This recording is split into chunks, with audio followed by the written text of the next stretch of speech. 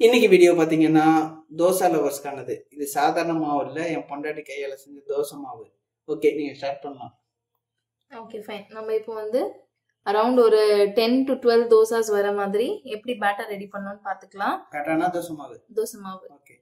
அதுக்கு நம்ம ஃபர்ஸ்ட் வந்து இட்லி அரிசி இருக்கு இல்லையா, அது கொஞ்சம் குண்டு குண்டா இருக்கும்.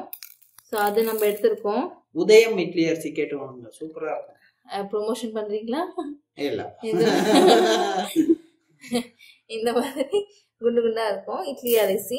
ஸோ இது நம்ம வந்து ஒரு கப்புனா வந்து நம்ம அந்த கப்புக்கான மெஷர்மெண்ட் இல்லை, நார்மலா நம்ம வீட்டில் என்ன கப் எடுத்துருக்கோமோ அந்த கப்புக்கு ஏற்ற மாதிரி இந்த ஒரு கப்பு. இப்போ நெக்ஸ்ட் வந்து உளுந்து நம்ம எடுத்துப்போம். உளுந்து வந்து அதாவது ஒரு 1% அரிசிக்கு 1/4% உளுந்து. சரிங்களா? 1/4னா அதே கப்ல மெஷர் பண்ணிக்கணும். 1/4 மெஷர் பண்ணிட்டு 1:4. ஆமா, அது தனியா வச்சுப்போம். அது நெக்ஸ்ட் வந்து நம்ம ஒரு 1/4 டேபிள்ஸ்பூன் வெந்தயம் எடுத்திருக்கோம்.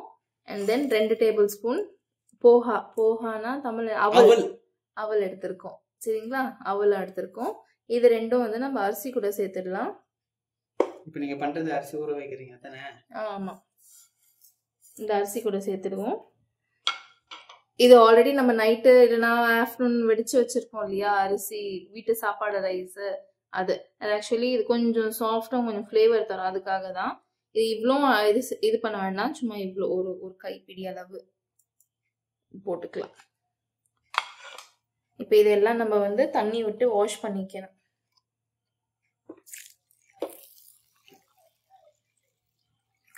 தண்ணி விட்டு நல்லா இப்படி கை வச்சு இப்படி நல்லா வாஷ் பண்ணிட்டு இந்த மாதிரி 3 டைம் வாஷ் பண்ணி எடுத்து வச்சுக்கணும். என்ன வாஷ் பண்ணி தரீங்களா? ஓகேங்க, கழுவிட்டீங்களா? இந்தாங்க மனைவியாரு உங்க அரிசி. மிக்க நன்றி. ஓகே, இப்போ கழுவி வந்தாச்சு. இப்போ தண்ணி வந்து இவ்வளோ ஃபுல்லா இருக்கணும், கீழே அந்த ரைஸ் வந்து இப்படி இருக்கணும். நெக்ஸ்ட் நம்ம உளுந்தும் கழுவி எடுத்துக்கலாம். அதே நான் தான் கழுவணுமா? இப்போ நம்ம வந்து 3-4 வாட்டி அலசி எடுத்தாச்சு.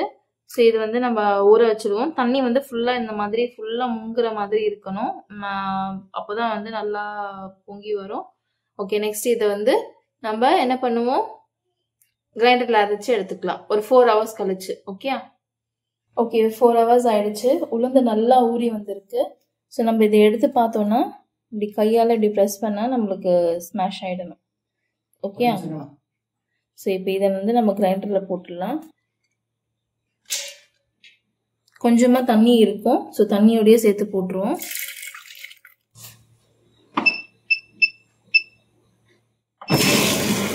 உங்ககிட்ட கிரைண்டர் இல்லைன்னா நீங்கள் இந்த மாவு வந்து மிக்சியில் கூட அரைச்சிக்கலாம். ஓகே, இப்போ நம்ம உளுந்து ஆயிடுச்சான்னு செக் பண்ணிப்போம். ஸோ நம்ம இதை எடுத்து பார்த்தோன்னா அந்த மாதிரி தனியாக இருக்கணும். நான் கொஞ்சம் கோர்ஸாகவே தான் கிரைண்ட் பண்ணியிருக்கேன். ஸோ நெக்ஸ்ட் இது கூடயே வந்து நம்ம அரிசியும் ஆட் பண்ணிக்கலாம். மோஸ்ட்லி என்ன பண்ணணும்னா, இப்போ கொஞ்சம் நம்ம நிறைய குவான்டிட்டியாக பண்ணுறோன்னா இந்த உளுந்து தனியாக எடுத்துட்டு அப்புறமா அரிசி போடுவாங்க. பட் நம்ம சின்ஸ் இது தோசை பேட்டர் இருக்கிறதுனால நம்ம எல்லாமே சேர்த்து அரைச்சிடுவோம். ஸோ அரிசியும் நல்லா ஊறி வந்திருக்கு, தெரியுதா உங்களுக்கு? ஸோ இதை நம்ம ஆட் பண்ணிப்போம். 1/2 cup தண்ணி போதும். அப்புறமா அதுக்கேற்ற மாதிரி நம்மளுக்கு எவ்வளோ வந்து திக்னஸ் வேணுமோ அதுக்கேற்ற மாதிரி நம்ம தண்ணியை ஆட் பண்ணிக்கலாம்.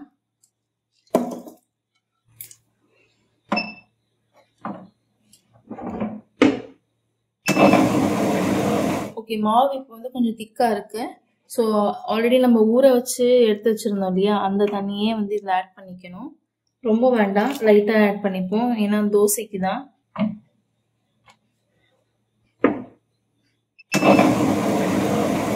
ஓகே, இப்போ மாவு முடிஞ்சிடுச்சு.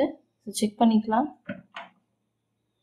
இந்த கன்சிஸ்டன்சி வந்து நல்லா கொரன்னு இருக்கணும், தெரியுதா உங்களுக்கு? நல்லா நைஸாக இருந்தாலும் நம்மளுக்கு ஒழுங்காக வராது தோசை. வேறு பாத்திரத்தில் எடுத்துகிட்டு உங்களுக்கு காமிக்கிறேன்.